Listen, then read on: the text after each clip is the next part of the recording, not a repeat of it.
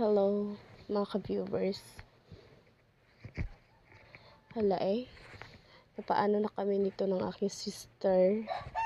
Ayan, saan pa kami pupunta ng aking dalawang sister na ere? At yung isa nauna na sa amin.